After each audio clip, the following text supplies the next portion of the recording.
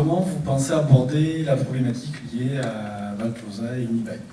Le promoteur PCE, en fait, c'est pas uniquement Unibail.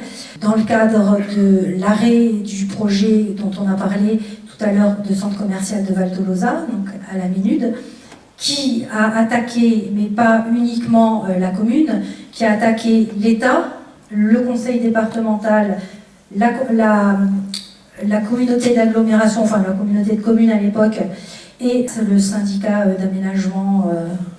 Donc le promoteur a attaqué ces 5 instances, et le tribunal administratif de Toulouse n'a condamné que la ville de Plaisance pour 20 millions d'euros. Le promoteur demandait 187,4 millions d'euros. Donc, ce qui s'est passé après cette condamnation, la mairie a commencé à mettre de côté de l'argent, parce que ça c'est la loi, on est obligé de montrer à la préfecture qu'on fait des économies pour pouvoir payer au cas où. Cependant, cette condamnation est une condamnation en première instance. Donc les premières instances, généralement, on n'en reste jamais là. Donc la ville, la commune donc, de Plaisance a porté un recours de son côté, donc pour dire qu'elle ne voulait pas payer. Et de son côté, le promoteur, qui n'était pas satisfait de n'avoir obtenu que 20 millions d'euros au lieu de 187,4, a dit que lui, il a aussi porté recours pour que tout le monde soit condamné. 20 millions d'euros pour Unibail Rodamco Watsfield, qui est un mastodonte de la internationale. Enfin, je veux dire, c'est rien du tout. Donc, eux, ça ne les intéresse pas. Ils veulent que tout le monde paye.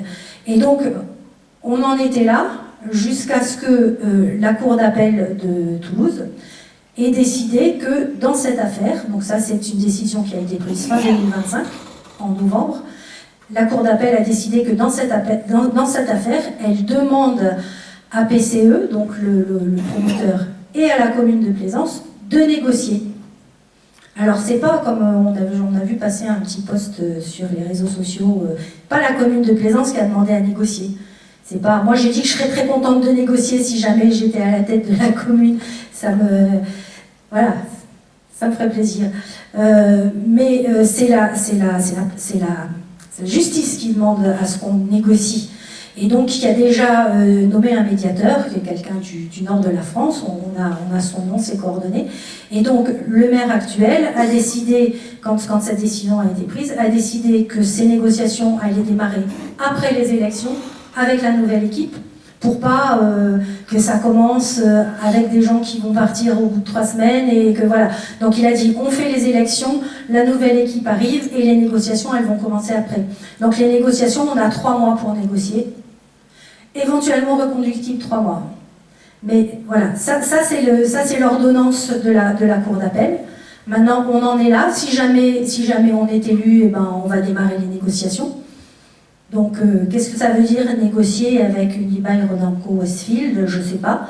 Ça sera peut-être en anglais. Voilà, on va voir. Ce que je disais lundi dernier, c'est que et comme en a parlé Francis, c'est vrai que dans cette histoire de Val Tolosa, l'association Non à Val Tolosa a été défendue par une avocate qui a gagné tous les procès et qui connaît extrêmement bien le dossier. Donc en effet, nous, si on va négocier avec eux, on va redemander à Alice Terrasse, qui est cette avocate qui est quand même assez forte dans ce domaine, de venir nous aider à négocier. Parce que non seulement elle connaît le dossier sur les bouts des doigts, et puis visiblement elle est quand même très compétente.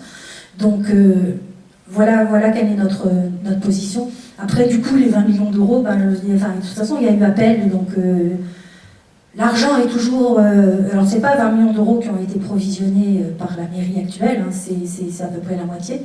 Mais voilà, moi, pour ma part, je pense qu'on n'aura pas à les payer.